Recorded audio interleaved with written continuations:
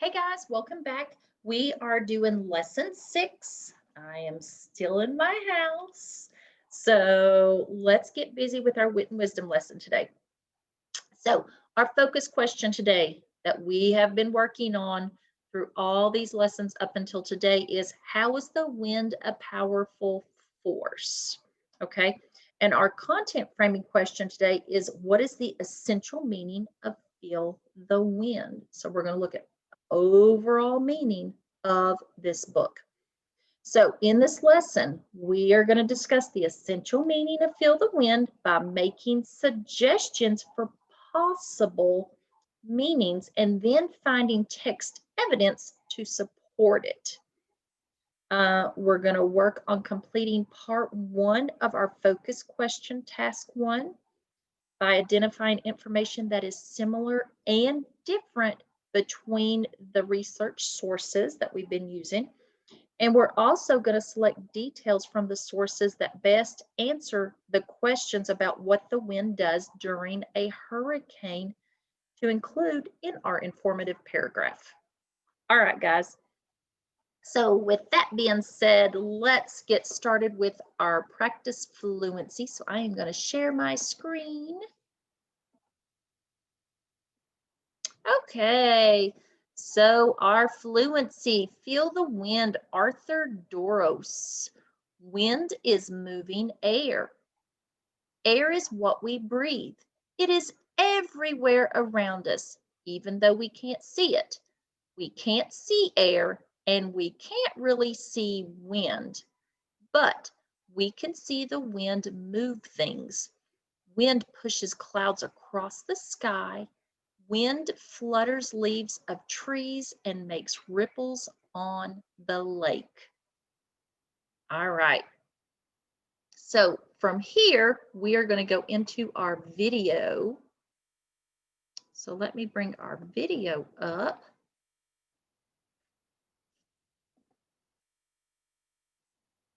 And let's get started.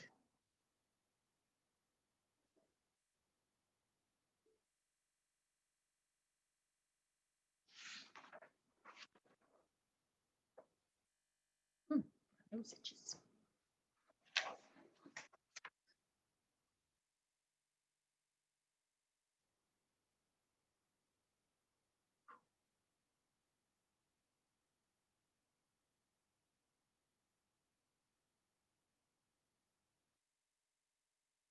Got it.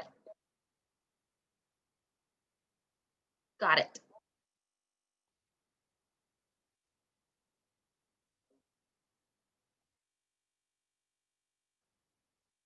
We got it all.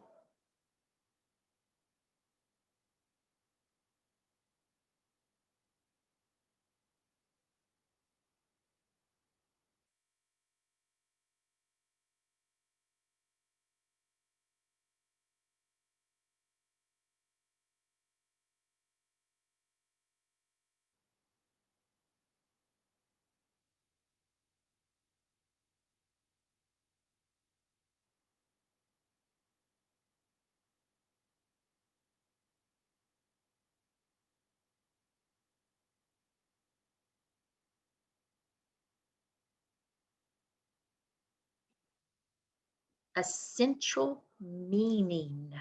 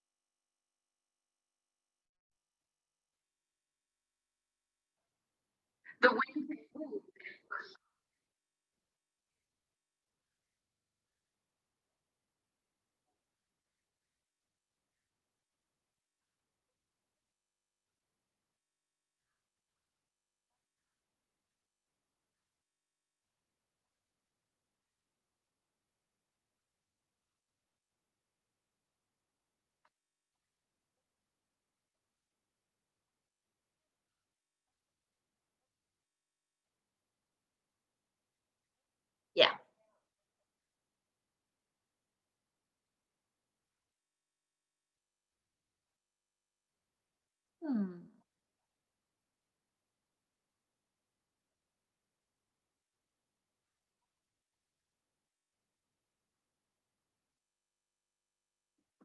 What is the wind?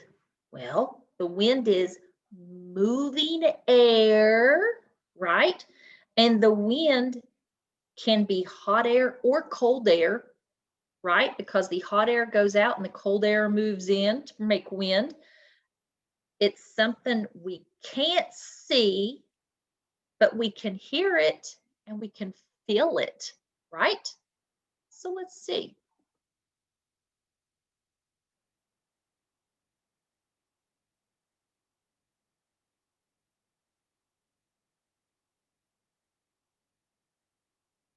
Yes.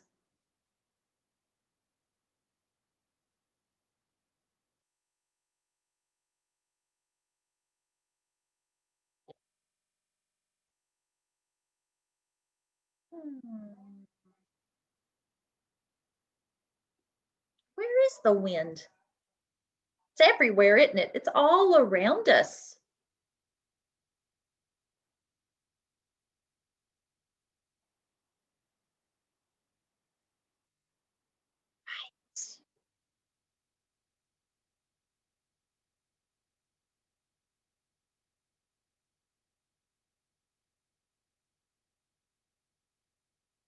Ooh.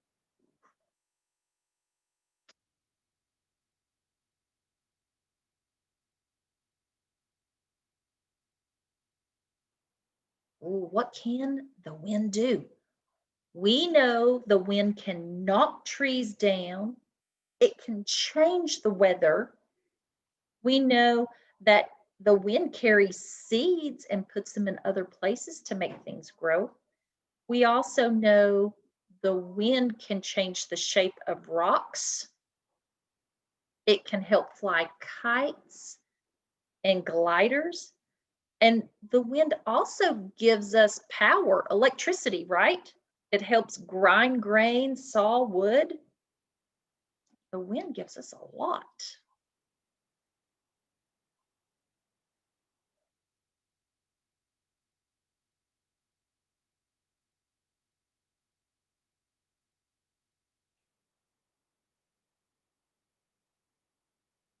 Mhm. Yep.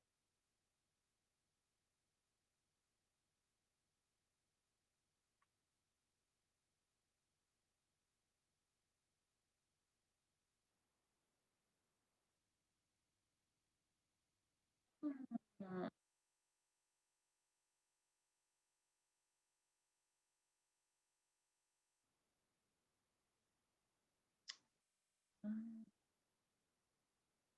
That's a good answer.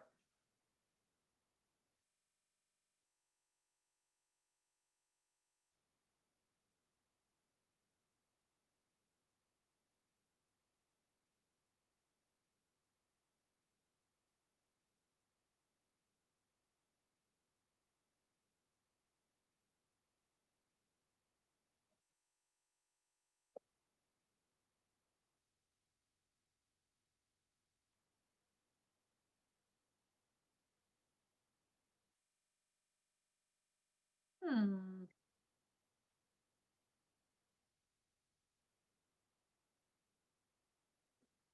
Do you think maybe that the wind is just a big part of our lives, right? It's a powerful force. We can't see it, but it affects a lot of things around us, right? Hmm.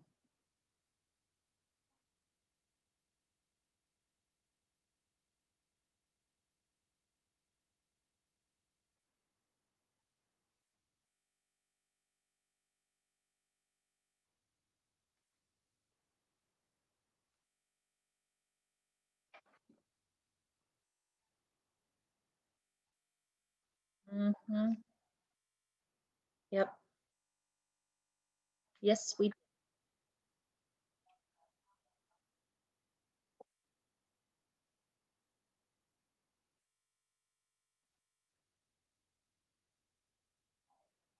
are good.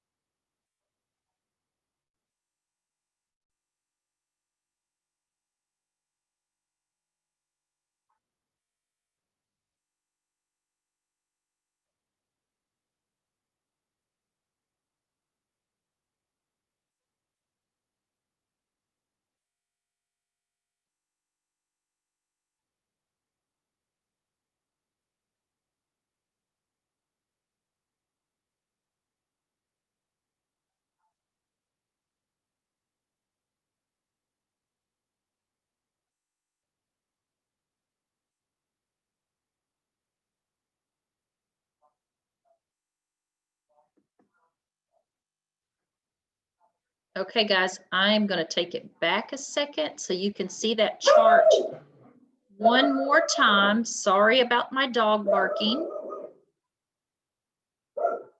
There we go.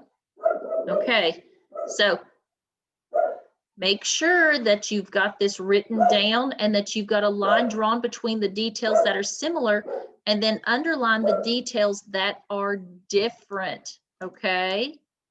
So make sure you've got that in your book, in your journal, because this is what we're going to use later on to help us write our story, okay?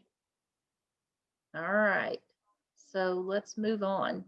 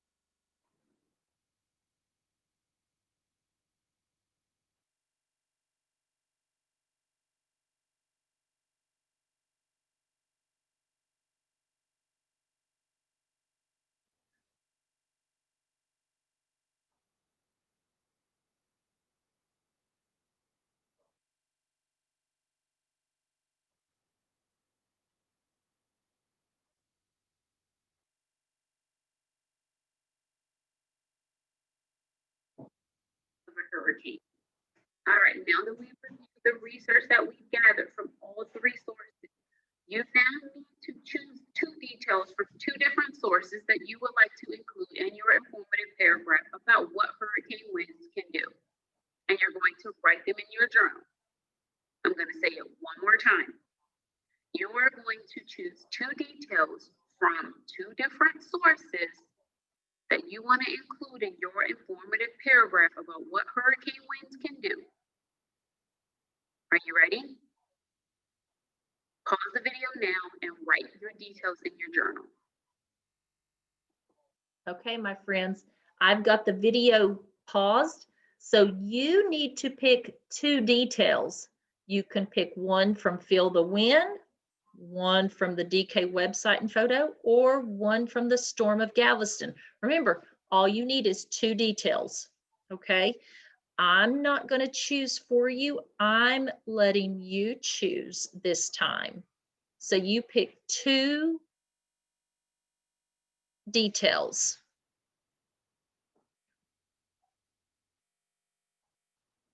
Okay. Now that you've got that, we're going to move on, okay? Make sure that you keep up with this in your journal for our writing. All right, awesome first graders. Did you write your details in your journal? We I did. hope you did, because you will use this information to write your focusing question task, so you're going to need to keep it handy. Nice job identifying the important message in this text and gathering details to use for your focusing question task. We will continue to work on your focusing question task in the next video lesson. But until then, be kind and do something great, because you are capable of greatness.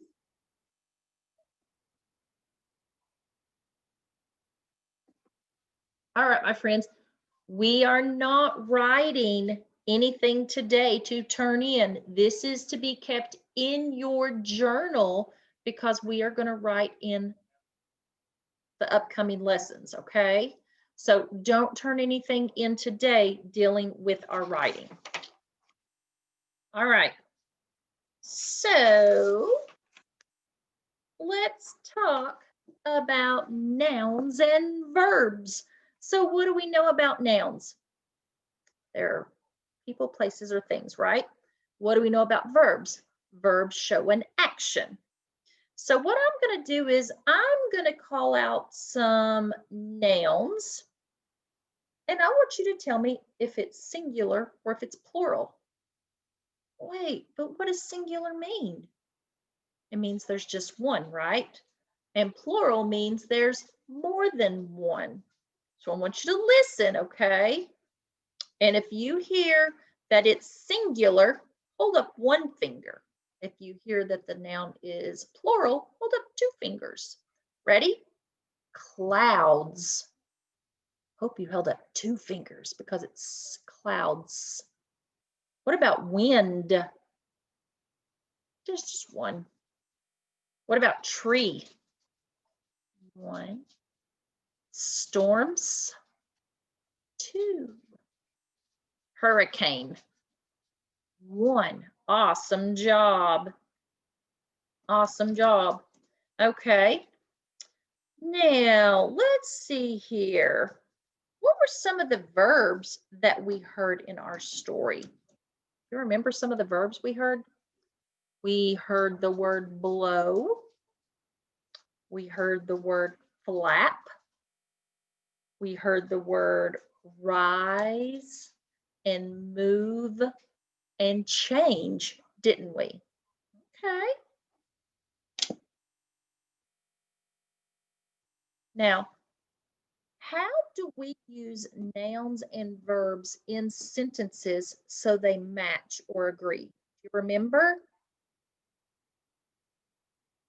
So, if a singular noun has a verb with an S on the end, it's in present tense.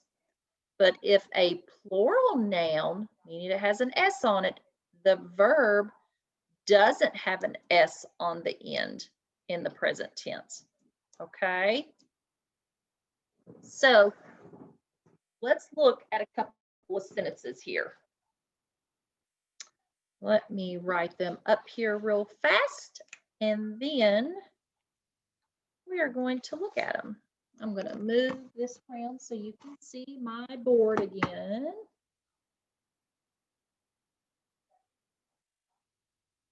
All right. The wind blows hard. The wind blows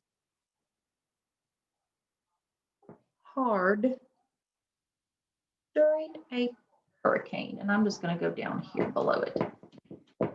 During a hurricane. Okay, so let's look at this sentence. With this sentence, it says the wind blows hard during a hurricane. What is the noun and the verb in this sentence? Wind is the noun, so I'm going to circle it. What would be the verb? What shows the action there? Blows. Wind blows. Awesome job. Okay.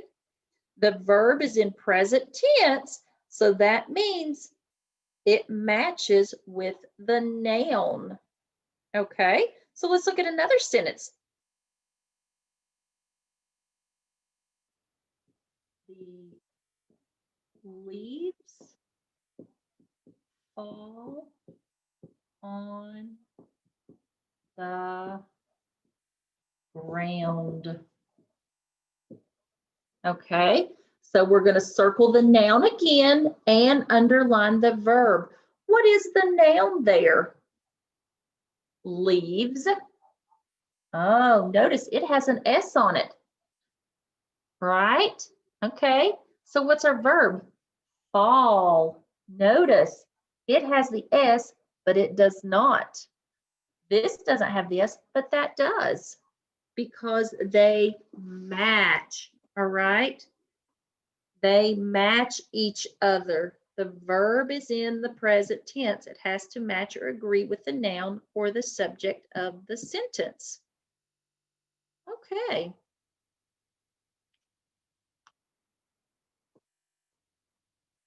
All right, my friends.